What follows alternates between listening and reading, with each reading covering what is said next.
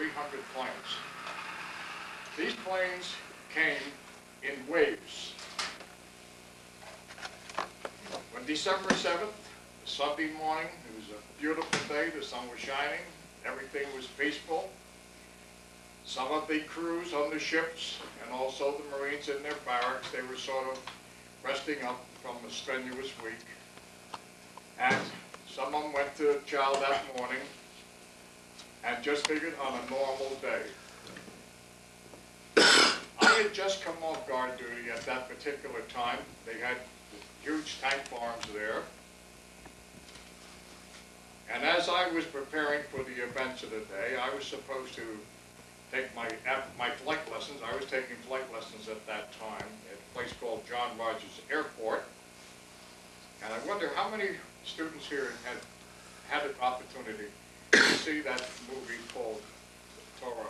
Has anyone seen it? All right, one, okay. Well, there was one scene there which was sort of humorous because I could have very well been a part of that scene.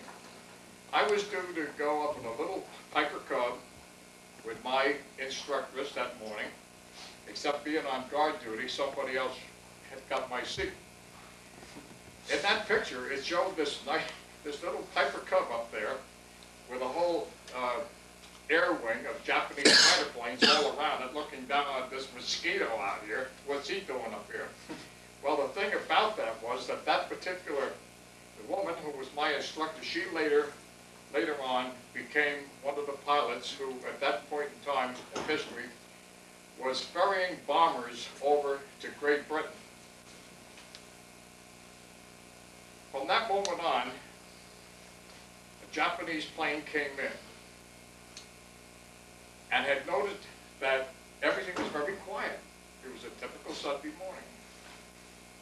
And the reason they used that code name Tora, because that was the message that was sent out by the Japanese scout plane to the fleet that was laying off, quite a way off. All's clear. They were all asleep. They had no indication that there is an attack coming. My first indication of the attack was that after I'd been relieved from guard duty, I was in the barracks and I heard these explosions. Now for a Sunday morning, that was most unusual. But a lot of other unusual things happened that morning. Every Sunday morning at 7 o'clock, a type of aircraft, which we call the PBY, which is known as a flying boat. It was amphibious.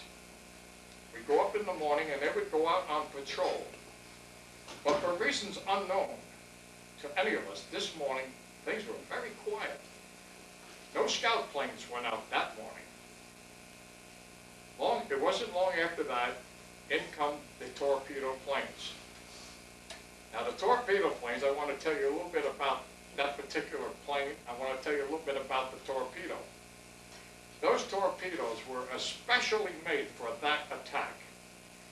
Now, to describe to you what I mean by specially made, most torpedoes, when fired at sea, run deep. Well, they couldn't use those torpedoes at Pearl Harbor because they would hit the bottom. They would run along the bottom and never hit the target. So they had to develop a very shallow running torpedo for that particular occasion, which they did and was most successful. I saw the first planes coming over. I ran out of the barracks, and here's this plane that was just barely over the building. Silver body, green markings on the rudder. On the cowling of the plane, I know many people understand the cowling, but that is that shielding that goes over the engine, okay, of the plane. It was red, and underneath was the torpedo with the same red matching the cowling of the plane. Well, the attack commenced. From that point on, it was sheer chaos. Everybody had been unaware that this attack was on the way. We had some old Marines with us at that time. They had been out at Shanghai, China. And being that they had seen the Japanese planes bombing Nanking, they knew what they looked like. And And as soon as they looked out of the window and said, these are Japs. Okay, we knew without any further warning we were now in a state of war. From that moment on, it was do as one can do with what we have. Immediately, we had to send crews out to get ammunition for the big guns. We set up the big guns. So those were the, at that point in time, they were the 90mm anti-aircraft guns. While they were gone, the machine guns were set up. Everything had to be belted. All the ammunition was just as it would be in peacetime, unless we were going to have a specific firing exercise. All of this was going on while the raid was going on. We had at that time the Springfield 1903 rifle, which is the bolt action activated rifle. Nothing as sophisticated as what they have today, gas operated weapons, okay. Piston, which operates the bolt and feeds the next round into the chamber. All of this led up to wave after wave coming in. For one moment, there was approximately 100 aircraft. These were dive bombers coming over. And we thought, for some reason, I said, maybe they're ours. Maybe with a little bit of luck, they are ours. No, they were not ours. As these bombers winged over and came down into their dive, one pilot had a lucky shot. This pilot put his bomb right down the stack of the Arizona. Now, in that particular area, this is where the magazine was located. Does everybody understand the meaning of the word magazine? Do you know what a magazine is on a ship? All right, let me go through that let me touch on it. The magazine is that holding area where the bags of powder, see all these big guns, they use what they call bag ammunition. It's powder that's sewed up in a silk bag.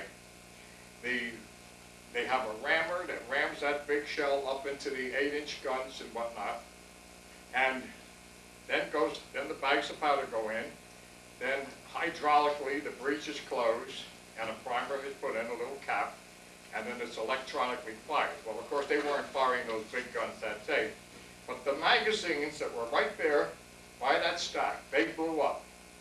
I was not very far from the Arizona when she blew. I remember seeing the forward turret, a piece of steel of humongous size. I mean, it was very large, very hot, sailing through the air, and I said, I just hope nobody's underneath it when it comes down. The other things that took place that day was the fact that we were trying to get our thoughts organized, and there were a lot of discrepancies in the minds of a great many of us Marines at that time. Because you see, we had been out there in the Pacific. My group, the 3rd Defense Battalion under Colonel Pepper, we had been out there to Midway Island. Of course, I guess you've all heard about the Battle of Midway. Well, we put those guns, we fortified Midway Island. And we knew, by all the preparations going on, we were fortifying Wake Island. Some may have seen the movie about Wake Island. The Marines out there, that was the 1st Defense Battalion under Major Devereaux. We had the 3rd Defense Battalion. We were spread kind of thin during that period of time. We were covering the islands of Palmyra, Johnson Island, Midway Island, and Wake Island. We were spread very thin at that particular time. From this moment on, it was just sheer chaos. It was chaos because the Japanese were now concentrating on Midway Island, and we sent a contingent out to relieve the troops on Midway. However, we were disappointed to find out they never got there. They were about one day away from Wake Island.